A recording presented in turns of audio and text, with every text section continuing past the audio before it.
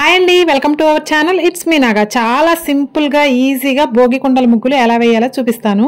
First అయితే మీరు 6 చుక్కలు 6 వరుసలు పెట్టుకోండి.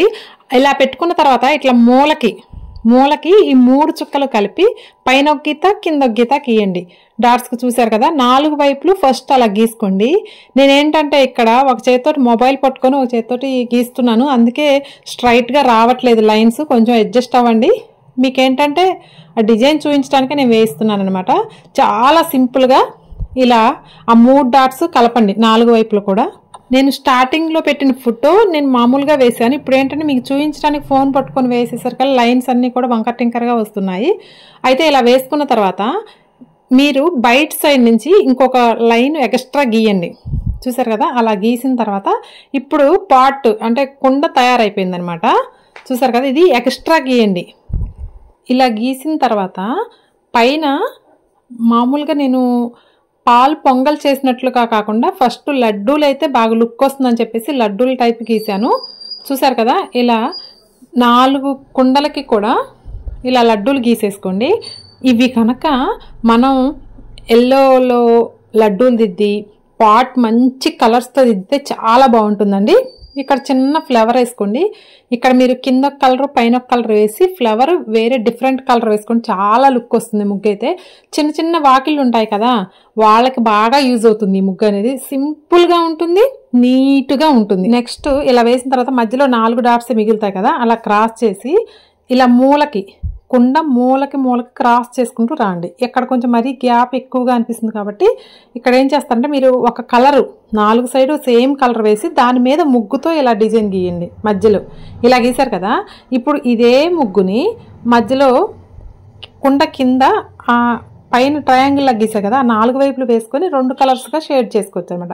ఇప్పుడు ఇదే ముగ్గుని నేను పైన లడ్డూలు కాకుండా పైన ఏంటంటే పాలు పొంగల్ చేసుకున్నట్లుగా వచ్చి దాంట్లో కూడా చెరుకు గడ్డలు వేస్తే చాలా నీట్గా ఉంటుంది. నేను ఒకసారి చూపిస్తాను. ఇప్పుడు సేమ్ అలాగే డాట్స్ ఫస్ట్ పెద్ద లైన్ గీసుకొని దాని పైన ఒక లైను కింద ఒక లైను గీయండి. 4 వైపులు కూడా అలా గీసుకోండి. నాకైతే ఫోన్ పట్టుకొని స్క్రీన్ చూస్తూ గీయాలంటే లైన్ అనేది బయటకు వచ్చేస్తుంది. పర్లేదు, మన ఫ్యామిలీ మెంబర్స్ కాబట్టి అర్థం చేసుకోగలరు. తర్వాత వచ్చేసి దీనికి నేను పైన పాలు పొంగల్ చేసినట్లు అంటే పాలు కారుతున్నట్లుగా పెడితే అదొక లుక్ వస్తుందండి.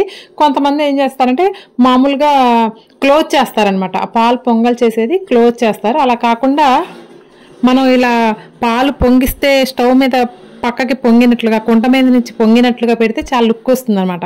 ఇలా 4 వైపులు గీసుకున్న తర్వాత చూడండి, నేను లడ్డూలు వేసా కదా స్టార్టింగ్లో.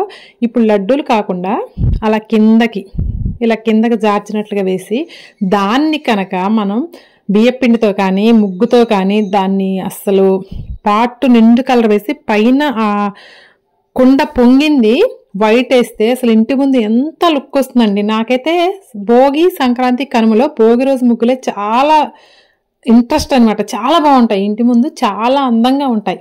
కుండలు కూడా కలర్గా వేయొచ్చండి.